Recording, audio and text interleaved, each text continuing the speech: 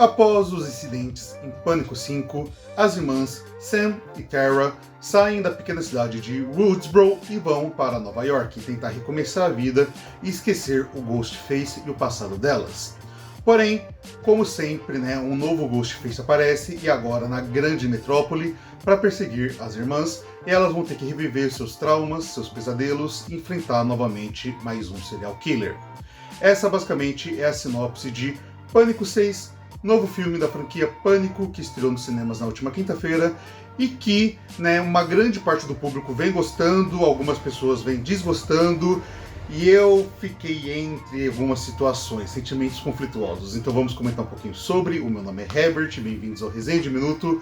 Se inscreve no canal se não for inscrito, deixa aquele like, curta, comente, compartilhe para ajudar aqui no engajamento. E bora conversar um pouquinho sobre então. Bom, a franquia Pânico tem essa questão da metalinguagem, de dentro da franquia Pânico existir uma sequência de filmes baseados nos acontecimentos dos filmes anteriores. Então, tem essa brincadeira, é um slasher clássico e que, depois de muito tempo, retornou com o Pânico 5 no ano passado e foi um filme que eu gostei demais, foi um filme que fez muita bilheteria, trouxe ali a Jenna Ortega, que na época não estava com o nome tão em alta, porque ainda não tinha sido feito Wandinha, mas já estava dando uma grande visibilidade para ela.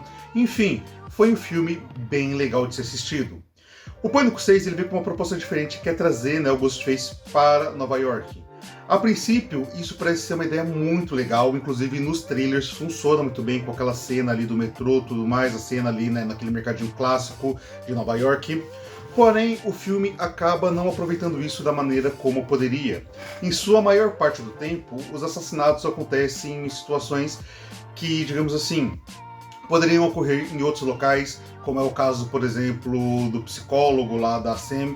Ele é morto na casa dele de maneira simplória. Tem outras mortes que eu não vou falar para não dar spoilers, mas que ocorrem, por exemplo, dentro do apartamento. Enfim, parece que o fato de ser uma cidade gigantesca como Nova York não influencia tanto. A própria cena do metrô, que a gente vê apenas uma parte dela no trailer, quando efetivamente a gente vê ela acontecendo, novamente, parece que não influencia, porque sim, o metrô tá cheio de gente, mas isso não parece um empecilho para o Ghostface fugir, isso não parece um empecilho para as vítimas tentarem escapar dele. Quando ele efetivamente ataca, todo mundo que tá ali em volta parece que ninguém reage ao fato de uma pessoa ter sido esfaqueada dentro do metrô de Nova York. Então, como eu falei, parece ser muito mais uma questão ali de pano de fundo, de roupagem, do que necessariamente algo funcional para a história. Algo que realmente acabou me deixando, digamos assim, um pouco triste, porque acaba sendo um filme que poderia ter sido feito no mesmo modo da de Woodsboro, só que agora em Nova York.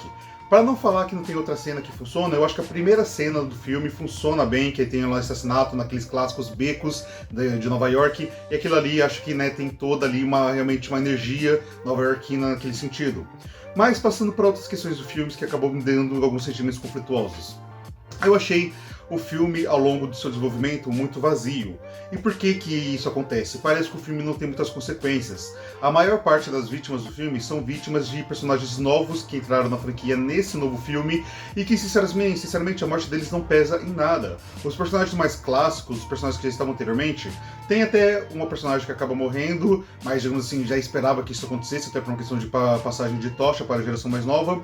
Mas essa geração mais nova, 4 deles ainda estão ali, e você fica numa sensação que, vai ter alguma consequência ou não vai? Porque chega no final do filme e você pensa, nenhum deles morreu.